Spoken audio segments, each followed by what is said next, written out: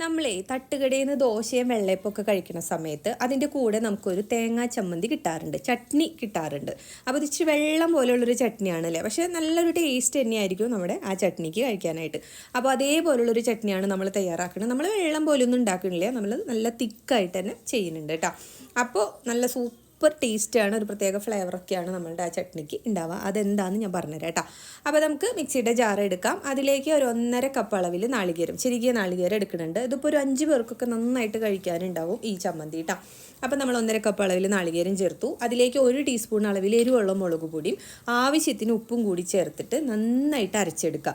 അപ്പോൾ കുറച്ച് വെള്ളം ഒഴിച്ചിട്ട് ആദ്യം തന്നെ നന്നായിട്ട് നല്ല ഫൈനായിട്ട് അരച്ചെടുക്കുക. അതിന് ശേഷം നമുക്കതിനെ ലൂസാക്കി എടുത്താൽ മതി കേട്ടോ.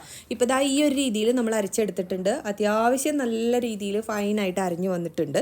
ഇനി ഇത് നമുക്കൊരു പാത്രത്തിലേക്ക് മാറ്റാം. എന്നിട്ട് മിക്സിയുടെ ജാറൊക്കെ ഒന്ന് കഴുകിയിട്ട് ആവശ്യത്തിന് തിക്നെസ് നമ്മുടെ ചട്നിക്ക് ആക്കാം.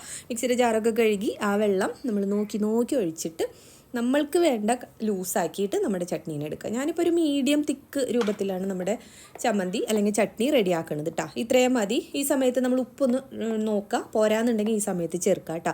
ഇനിയിപ്പോൾ വേറെ ഒന്നുമില്ല, നമുക്കൊന്ന് കാച്ചി ഒഴിക്കണം. ആ കാച്ചി ഒഴിക്കണേലും കുറച്ച് എന്താ പറയുക, ഒരു പ്രത്യേകതയുണ്ട്, അത്രേ ഉള്ളൂ. 1.5 ടീസ്പൂൺ അളവിൽ വെളിച്ചെണ്ണയിലാണ് നമ്മൾ കാച്ചുന്നത്. അതിലേക്ക് 1 ടീസ്പൂൺ അളവിൽ കടുക് ചേർത്തൊന്ന് പൊട്ടിക്കുക. കടുക് പൊട്ടി വരുമ്പോൾ ഒരു 3-4 ചുമന്നുള്ളി ഒന്ന് വട്ടത്തിലരിഞ്ഞിട്ട് അതും ചേർത്തൊന്ന് മൂപ്പിച്ചെടുക്കുക. ഉള്ളി മൂത്ത് വരുമ്പോൾ കുറച്ച് കറിവേപ്പില, ഒരു 2 വറ്റൽമുളകും പൊട്ടിച്ചിട്ടിട്ട് ഒന്ന് മൂപ്പിച്ച് നമ്മുടെ ചട്നിയിലേക്ക് താളിച്ചൊഴിക്കുക. ഇത്രയുള്ളൂ. സോ സിമ്പിളായിട്ടുള്ള സൂപ്പർ ടേസ്റ്റി ആയിട്ടുള്ള തട്ടുകട സ്റ്റൈൽ തേങ്ങാ ചട്നി റെഡി ആയിട്ടാണ്. ഇതിപ്പോൾ നമുക്ക് ശരിക്കും നമ്മൾ ഇഞ്ചിയും ചുമന്നുള്ളിയൊന്നും വേറെ അരച്ച് ചേർക്കാത്തത് കൊണ്ട് ശരിക്കും ആ നാളികേരത്തിൻ്റെ രുചി തന്നെ നമുക്ക് കിട്ടും. അത്രയുള്ളൂ ഈ ചട്നിയുടെ പ്രത്യേകത എന്ന് പറയാനായിട്ട് കേട്ടോ. അപ്പോൾ ചെയ്ത് നോക്കാത്തവർ ഉറപ്പായിട്ടും ചെയ്ത് നോക്കുക. ചെയ്ത് നോക്കുന്ന സമയത്ത് ഫീഡ്ബാക്ക്സ് പറയാനായിട്ട് മറക്കരുത് കേട്ടോ. ഇതേപോലെ ചെയ്യാൻ പറ്റാവുന്ന സൂപ്പർ ടേസ്റ്റി സിമ്പിൾ റെസിപ്പീസ് ആയിട്ട് ഞാൻ വേഗം വരാം. അതുവരേക്കും ബൈ, താങ്ക് യു.